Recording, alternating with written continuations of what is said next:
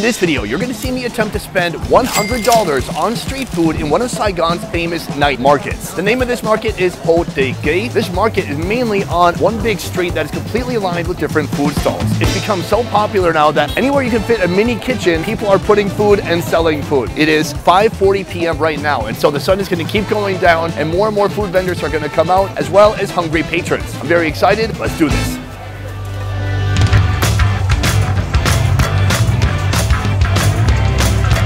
This is our first place. It's called Ban Chung Gai, non-Hong Kong. Apparently this place takes inspiration from Hong Kong, but maybe not the food that I'm interested in. Here they have a special egg sausage dish, which I know doesn't sound that exciting, but if you grew up white trash like me, those are essential cooking ingredients, and they found a way to remix them here like I've never seen before. It starts with a sausage that's wrapped in an egg. From there she puts on ketchup, then shrimpies, then mayonnaise, and finally pork floss. Come take a look. When I flip it around back, you can see the egg, how it's wrapped around the sausage. You can't even see the sausage at this point, but I'm telling you, it is there. Let's try it out. Wow, so much happening. My mind is full of confusion. The sausage is super soft, almost like a pate. And then the sauce, it's sweet, it's savory. You get a little bit of texture from the shrimp in there. I'm gonna try taking a little bit of a smaller bite this time. Sausage, egg, you get the texture from both, you get the flavor from both. The strength of Vietnamese street food is in the creativity and the innovation. Always coming up with new stuff, because you don't need a ton of money to create really interesting, delicious street foods. I love it. This is our first food. We are just getting started. Let's keep going. Boom, on to our second food right here. This is one of my favorite foods in Vietnam, and a food that I never actually even tried until moving to this country. I'm talking about the snail. This is no ordinary snail. Come take a close look. You can see that the snail has something poking out of it. That is not the actual snail body, that is pork. So they've actually removed the snail, they add pork in, and I think they put the snail back into the snail. And they tie it all in there with a piece of lemongrass. I think I'll get 6 of these, and then they have another kind of snail over here. Nothing extra stuffed inside, it's just a snail. I'm gonna try them both, sit down and give it a ride.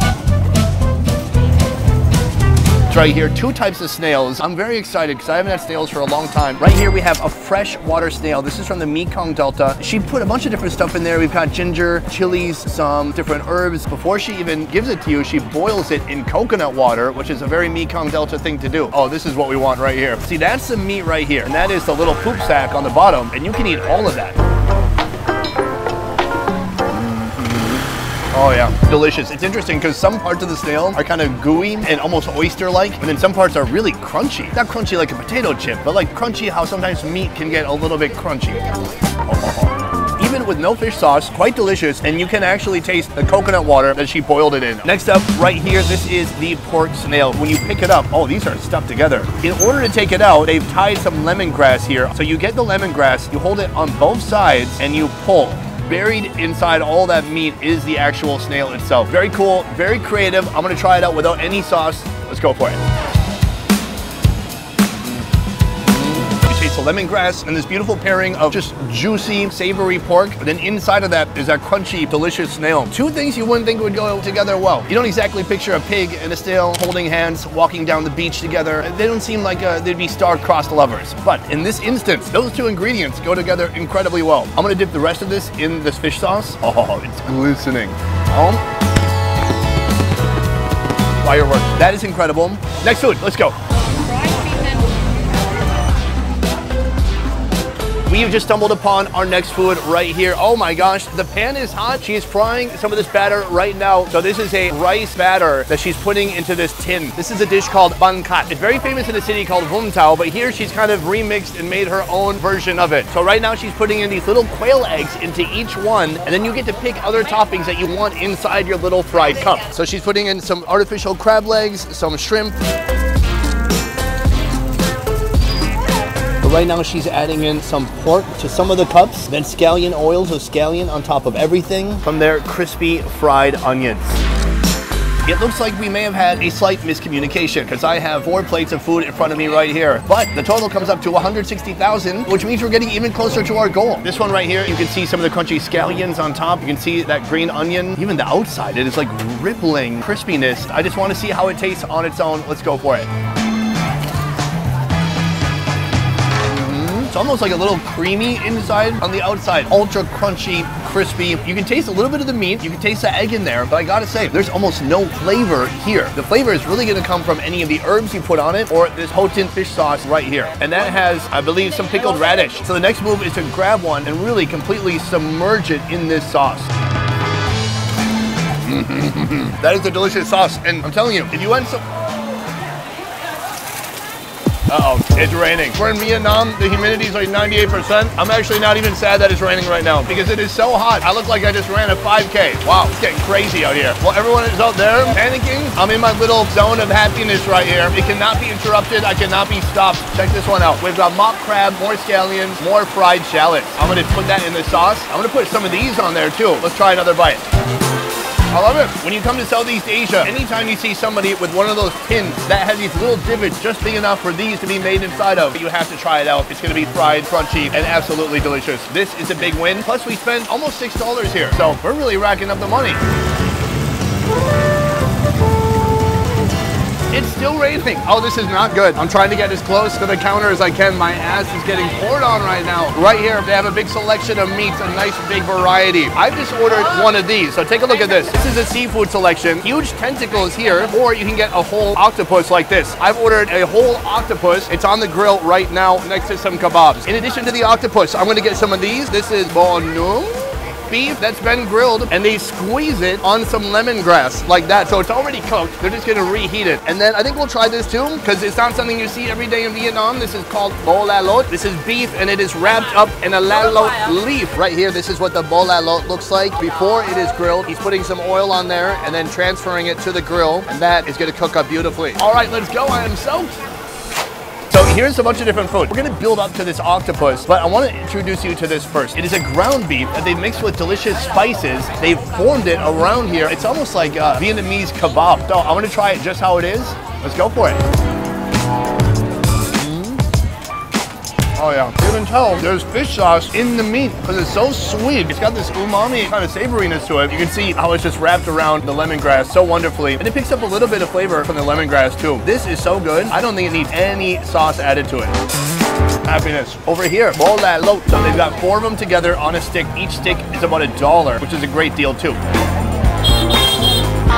It's sweet, it's juicy. The leaf is hard to describe. I mean, I could just say the exact name, but if you've never tried it, it wouldn't mean anything to you. It's just very fragrant and aromatic, and it adds its own flavor to the meat itself. Like a little meat cigar. Time to light up, baby. Over here, the octopus. I'm gonna rip off one of these big tentacles. You can see these little suckers, tiny on the bottom, getting bigger as they move up the tentacle. I'm gonna put in this green chili sauce, sop some of that up, and take it down.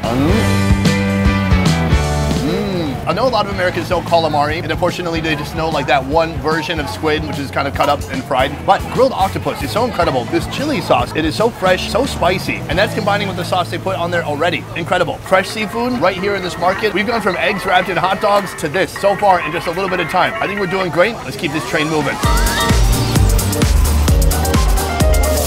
Right here, we have our nice food. This is something I did not expect to see in this market. It is sea urchin, but let me show you how they make it. The first thing he does, he puts it on the grill, and then he cracks a quail egg into it. Then he lights up his torch, and he torches it from the bottom, getting the whole thing to kind of start boiling up, cooking the egg inside. Next step, he's putting in the cheese. We've ordered 2 with cheese and 2 with peanuts. So that is some kind of a liquid cheese like I've never seen before. Torches that up. Then we've got these green scallions going in with some scallion oil and some nice peanuts on top. Oh yes, he's gonna throw these on the platter, bring that to the table. We got ourselves a nice little treat. And now we're back. Sea urchin is not my favorite food. To me, it tastes kind of metallic, but here, he's prepared it in a different way. So we have the sea urchin, we have some of the egg, and then some of the cheese on there too. Some of the most random ingredients I've ever seen together. Moment of truth. Let's try it out.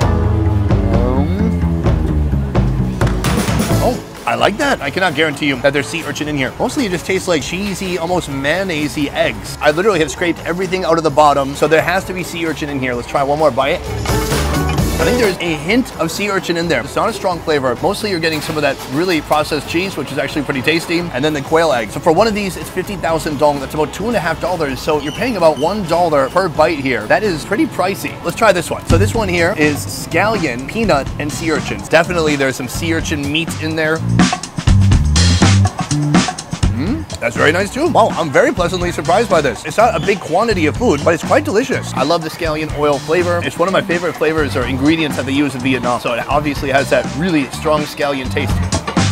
Plus the crunchiness of those nuts and just a little bit of meatiness from that sea creature. That is awesome. And when you're trying to get it to $100, that is the way to do it because that's roughly $10 right here for 10 bites in all. I'm getting slightly full, but we still have a couple more foods to go. Let's keep it going.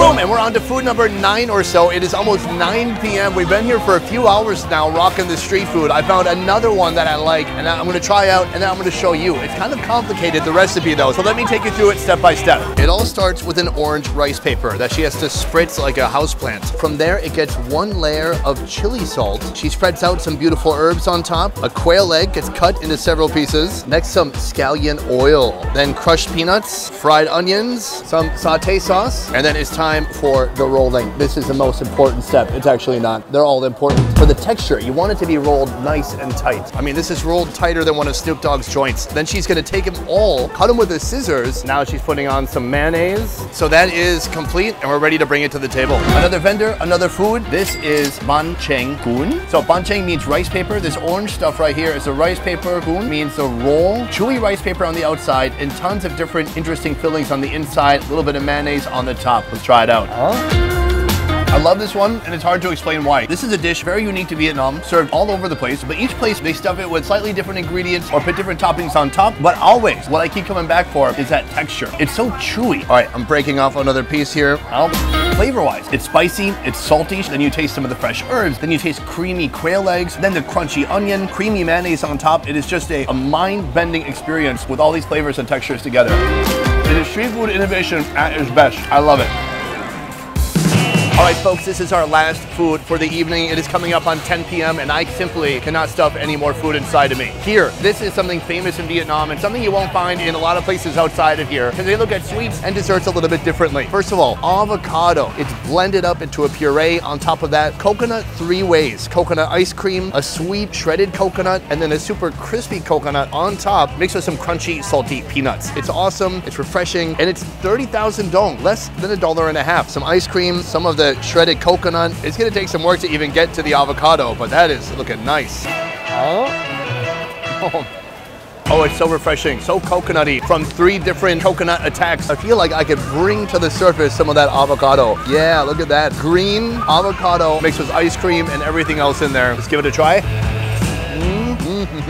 This is a stunning cup. The avocado, aside from the taste, you know, it has a lot of natural fats and it's just so creamy. When you mix it with some sugar, some ice cream, and some crunchy bits like this, oh my gosh, it is priceless and delicious.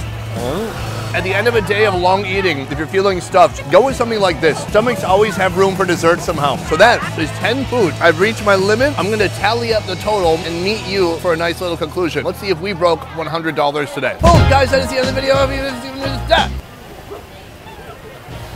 I didn't even say anything. Today I've eaten over 10 foods, but does that amount of money equal over $100? We're tabulating now. There's tabulating sound effects. The final amount is not enough.